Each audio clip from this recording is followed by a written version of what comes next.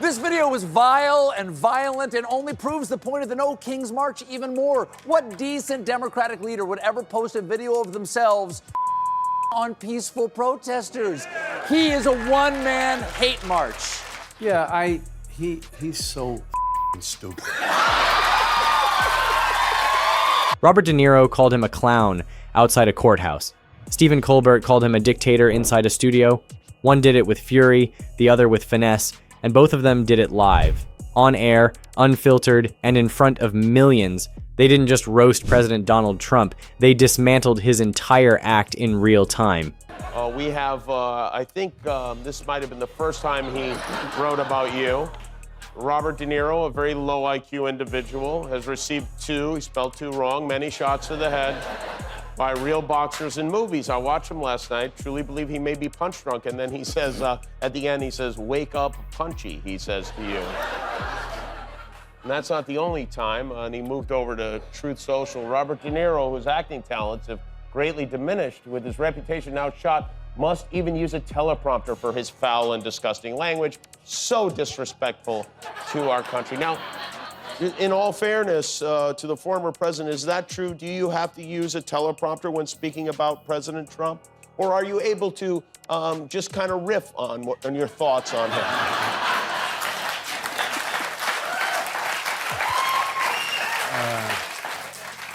If you still believe live television is where truth sneaks past the censors, hit like right now, because what these two men pulled off wasn't just comedy, it was demolition with applause breaks. Hit subscribe if you support Stephen Colbert and Robert De Niro. It starts with Robert De Niro, October 2025, sitting in front of an MSNBC camera. The segment was supposed to be a calm discussion about No Kings, a protest movement against political corruption. I mean, he's so blatantly stupid. He's a punk, he's a dog, he's a pig, he's a con, a artist, a mutt who doesn't know what he's talking about, doesn't do his homework, doesn't care, thinks he's gaming society, doesn't pay his taxes. He's an idiot. Colin Powell said it best. He's a national disaster. He's an embarrassment to this country. It makes me so angry that this country has gotten to this point, that this fool, this bozo, has wound up where he has. I mean, that son of a bitch, you know, is really unbelievable. Mr. Son of a Bitch. I mean, Mr. Son of a Bitch. His royal. Yes, yeah, no, I never imagined that we'd ever have a president like this, and I hope we don't ever have another president like this again. I mean, I never even imagined there would ever be a situation in which the president of our country was celebrating hundreds of Americans losing their jobs. It was somebody who took pleasure in that. That, to me, is the absolute opposite of what a leader of this country is supposed to be. What they got instead was an uncensored blast of righteous anger. The host barely finishes the introduction before De Niro launches into it. "I love Letitia James," he says, smiling. "She told Trump basically, 'fuck you.'" The studio freezes. A second later, you can hear nervous laughter.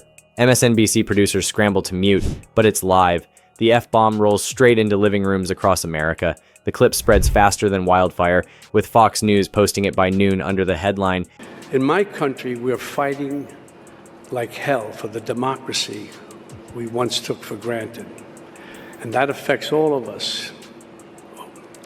That affects all of us here because the arts are democratic. Art is inclusive. It brings people together. Like tonight, art looks for truth. Art embraces diversity. And that's why art is a threat. That's why we are a threat to autocrats and fascists. Who knows why? Maybe somebody got the government wet, you know? Let's unplug it for a while, plug it back in, see if it reboots. If that doesn't work, maybe toss it in a bag of rice. Leave it there for a couple hours. Doesn't work, we'll just throw it away and buy a new one with a better camera and a functioning president. And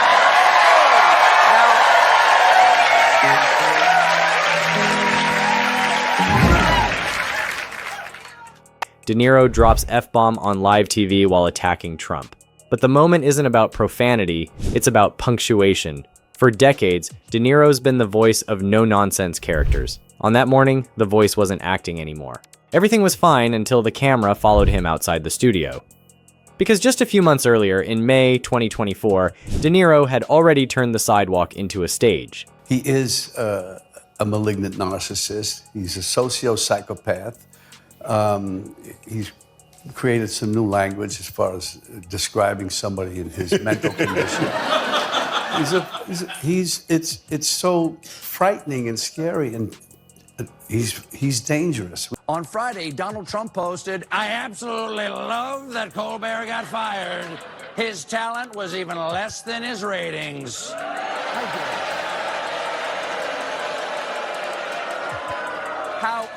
How dare you, sir? Would an untalented man be able to compose the following satirical witticism? Go yourself. Outside Manhattan criminal court, with Trump's hush money trial underway inside, De Niro stood shoulder to shoulder with two Capitol police officers who survived January 6th. The crowd was buzzing, the microphones pointed, and the actor didn't hold back. "Trump is a clown," he said. "He's a threat to democracy. He's dangerous. If he gets back in, we're done." He wasn't promoting a movie. He was representing the Biden campaign. Beside all that, this is my neighborhood, downtown New York City. I grew up here and feel at home in these streets. I feel comfortable. The Twin Towers fell just over here, just over there. This part of the city was like a ghost town. But we vowed we would not allow terrorists to change our way of life. And we started the Tribeca Festival to bring people back. I love this city.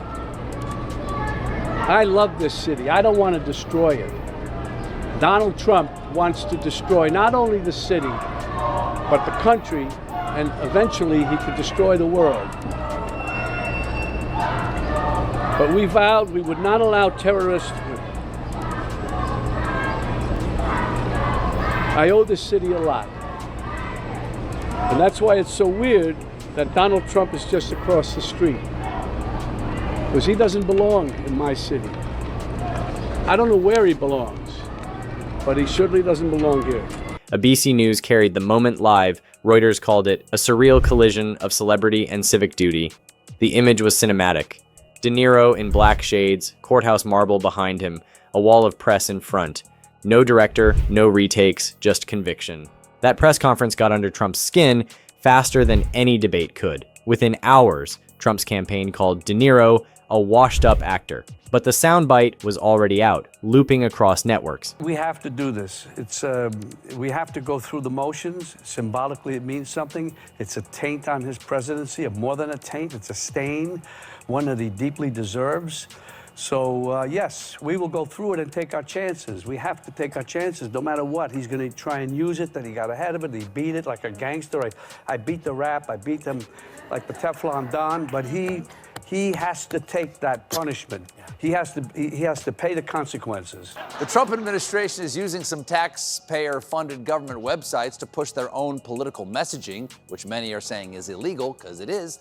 Like this pop-up message, which first appeared Tuesday on the Department of Housing and Urban Development's website saying, "The radical left in Congress shut down the government." First of all, you can't make political statements on a government website. Second, people don't go to HUD.gov to see political messaging. They go there because their cat walked across the keyboard.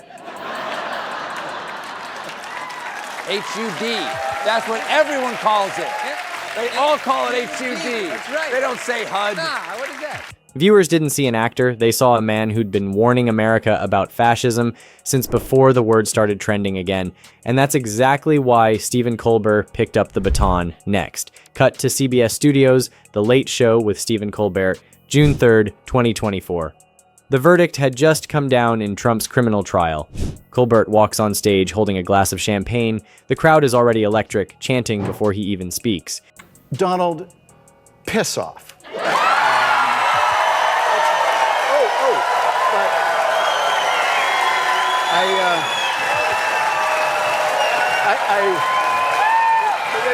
Wait. Yes. But Donald, before you piss off, would you release the Epstein files? Is that it looks like the federal government, which is entirely controlled by the Republican Party, is going to shut down in about 20 minutes. Anything? Let me know. Let me know if anything changes, okay? If so, it will cut a lot of important services and put a lot of people out of work, but not everyone. He loves a rally crowd, but traditionally, the senior leadership of the U.S. military never claps for political speeches. That's the tradition. They're supposed to be nonpartisan and sit there stone-faced. It's like doing stand-up for Easter Island heads. So Trump didn't love the crowd. I've never walked into a room so silent before. You know what? Just have a good time. And if you want to applaud, you applaud. And if you want to do anything you want, you can do anything you want. And if you don't like what I'm saying, you can leave the room. Roger that. He raises his hand and smirks. Say it with me. And the chant begins, lock him up, lock him up. The irony is perfect. The same phrase that once echoed through Trump rallies in 2016 now turns back on its originator, delivered live from a New York stage. Colbert isn't just leading applause, he's closing a loop in American history. The chant goes viral within minutes. The Wrap headlines it. Colbert's crowd erupts after verdict, lock him up. It's about right and wrong, period. The guy's a monster. It's beyond wrong. It's almost like he wants to do the most horrible things that he can think of in order to get a rise out of us. I don't know what it is, but he's been doing it, and it's scary. The guy is a total monster. And anybody, I don't understand it. I guess they get behind that kind of logic. They want to fuck with people, screw them, because they're unhappy about something. He's such a mean, nasty, hateful person. I'd never play him as an actor. Look, I know how numb we've become, but it's not normal. No other candidate for the presidency has ever had to pause his campaign to defend himself in multiple courts. And I would like to point out that in all 7 of his cases, no one doubts that he did these things. We're just sitting around patiently waiting to find out if the wheels of justice will grind fast enough for there to be any consequences. And the media is covering it like it's any other political story, like it's all horse race. But in this horse race, one of the horses is old. Well, one of the horses is old, has hoof and mouth disease, and keeps quoting Horse Hitler. For millions of viewers, it feels like poetic justice with a laugh track. That's Colbert's genius. He doesn't need to shout. He just mirrors reality until it becomes comedy. But the history between Colbert and Trump runs deep. The first real shot came way back on May 1st, 2017, in what became known as the FCC monologue. That night, Colbert delivered one of the most savage one-liners in late-night history. The only thing your mouth is good for is being Vladimir Putin's holster. So how did we get to the shutdown? Well, the main sticking point is healthcare. Democrats want people to have it, and they say they'll never back down. The Democrats say they'll never back down, as Senator Bernie Sanders explained. Are you telling me you're willing to vote no every time Leader Thier Damn brings right. this I up? am not going to allow. Let me be clear. All right? You can quote me on this. You can quote me on this. We say in Vermont, till the cows come home. Yes. Yes, as we say in Vermont, I will vote no till the cows come home. Until the moose hits the fan. Until Ben eats Jerry. Now, The guy is a total monster. And anybody, I don't understand it. I guess they get behind that kind of logic. They want to fuck with people, screw them, because they're unhappy about something. He's such a mean, nasty, hateful person. I'd never play him as an actor, because I can't see any good in him. Nothing. Nothing at all. Nothing redeemable in him. And we have to, and whoever the people are who want to vote for him, and there look like intelligent people around there, somebody, for some reason, it can't be. It cannot be. If he wins the election, you won't be on the show anymore. He'll come looking for me. There'll be things that happen that none of us can imagine.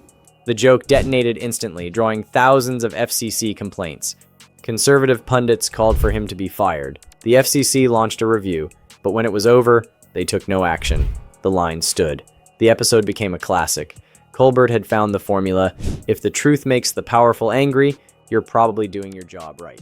Everything was fine until 2025, when Colbert and De Niro, 2 men from different worlds of performance, ended up circling the same target from opposite angles. Yesterday, After threats from Trump's FCC chair, ABC yanked Kimmel off the air indefinitely. That is blatant censorship. And it always starts small. You know, remember like in week 1 of his presidency, Gulf of America. Call it Gulf of America. Sure, seems harmless, but with an autocrat, you cannot give an inch. And if ABC thinks... If ABC thinks that this is going to satisfy the regime, they are woefully naive. We're to make a bet. Do we as a country, you and I are sitting here 5 years down the road, is this country more together or further apart? I don't know. Maybe some miraculous things will happen, where even Trump will do something that's surprising. I don't think so, but you never know. I'll even then say, okay, I give you that, but I just don't think so. I spent a lot of time along the Rust Belt in Kentucky, in places that where people put all of their hope in this president, and their livelihood depends on his success. Right. Do you feel like Hollywood, you know, those living on the coast like I do, like you do, are too disconnected? We're too disconnected from that pain? I understand that people feel, even I am hesitant sometimes to endorse somebody because I don't think now it's just an elite Hollywood person doing that. But many of us feel that the right thing has to be done for people. And we really believe that. Someone like Trump doesn't really believe that. He can give lip service to it, but he doesn't really believe it. But they disagree with you. They tell me, because I've sat with them, I've had dinner with them, and they say, he gets me, and he is standing up for me, and he is putting America first. You know what the best con artists in the world say, I'm putting you first, and what happens? So he is the President of the United States of America. Do you want him to succeed? Of course, I want him to succeed. I don't believe that he will. The number one piece of legislation you would like to see him support? The DACA is one. Okay. So if he works with Congress, signs DACA legislation to get Dreamers to stay here, you will be hopeful? Yeah, because his action will have spoken louder than his big mouth and words, because all he does is open his mouth and yell, talk, and insult people, and put them down. You can't do anything. That's inexcusable.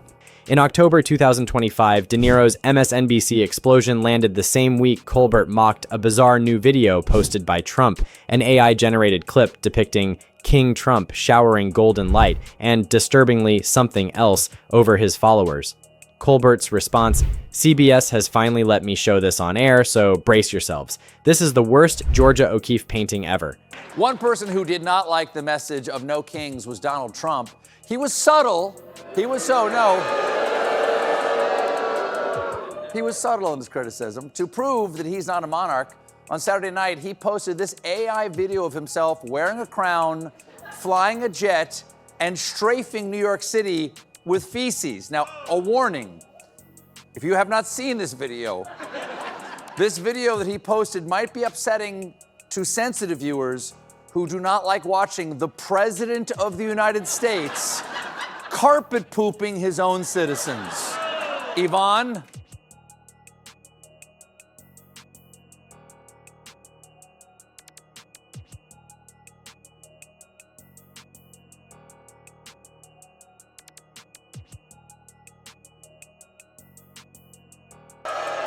There it is, King Trump crapping on America, which is insane, though I will grant, factually accurate. The crowd lost it. Then he deadpanned, "This is what happens when authoritarianism meets Photoshop." The studio audience howled. Social media clipped the line before the show even ended. That's Colbert's specialty, taking the grotesque and turning it into a mirror. He doesn't call Trump a dictator. He lets Trump's own visuals make the case, then adds a single surgical punchline that turns fear into ridicule. Well, I tell you, folks, I definitely did not call this one, but evidently The Late Show has outlasted the United States federal government. We're still open, and they done shut down. But you know what? Maybe this is a good thing. You know, the government hasn't been working that great lately. He is a malignant narcissist. He's a socio-psychopath. He's created some new language as far as describing somebody in his mental condition. It's so frightening and scary, and he's dangerous. The Guardian called that week's episode a masterclass in televised exorcism. If you love seeing power exposed through humor and truth wrapped in sarcasm, hit like right now, because these two didn't just mock the president, they exposed the machinery behind him. De Niro brings the rage, Colbert brings the reason.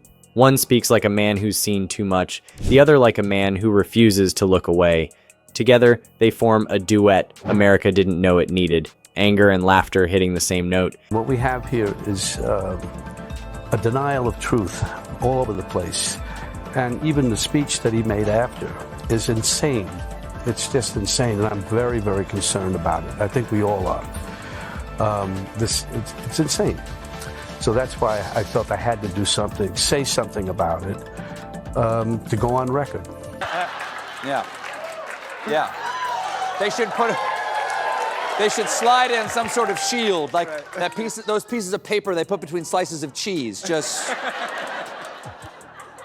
That was just 2 days ago, right? That was 2 days ago. Nobody was hurt. They walked up the stopped escalator, sometimes known as stairs, but Trump just will not let it go. Last night, he went on social media and wrote all this about it. Skip recipe, skip to recipe. De Niro swears because he's furious, Colbert jokes because he's tired, but both are saying the same thing: this isn't normal. Rewind briefly to 2018, when De Niro first played Robert Mueller on Saturday Night Live. The setup was perfect. Ben Stiller as Michael Cohen, strapped to a polygraph, De Niro's Mueller deadpan behind the machine. The line that broke the crowd: "We're gonna catch all you little fuckers." It was parody wrapped in prophecy. America's Philistine president has had himself appointed head of one of our premier cultural institutions. He has cut funding and support to the arts, humanities, and education. And now he has announced a 100% tariff on films produced outside the U.S. Let that sink in for a minute. You can't put a price on creativity, but apparently you can put a tariff on it. Of course, this is unacceptable. All these attacks are unacceptable. And this isn't just an American problem, it's a global one. Unlike a film, we can't just sit back and watch. We have to act, and we have to act now. Without violence, but with great passion and determination. It's time for everyone who cares about liberty to organize, to protest, and when there are elections, of course, to vote. Vote. I know what you're saying. You're saying, Steve, Trump may have no sense of discipline or decorum, but at least he didn't assemble every general in the world to bring up the N-word. There's that to hold on to, right? Wrong. Here he is talking about the nuclear. We can't let people throw around that word. I call it the N-word. There are two N-words, and you can't use either of them. Yep. No, that's right, folks. There's two N-words. One you can never use, and the other you can only use if you're doing karaoke. Because live TV doesn't lie. You can spin a headline, edit a tweet, delete a post, but you can't unhear an audience roaring at your expense or an actor calling you a clown outside your own courthouse. Those moments stay online, looping forever, louder than any campaign slogan. If you've watched this far, drop a comment below. Who do you think hits harder, Colbert's calm or De Niro's fury? Either way, both of them did what politicians couldn't. They exposed the performance of power by performing it better. If you're watching on YouTube, please subscribe to America Facticity for more breaking news.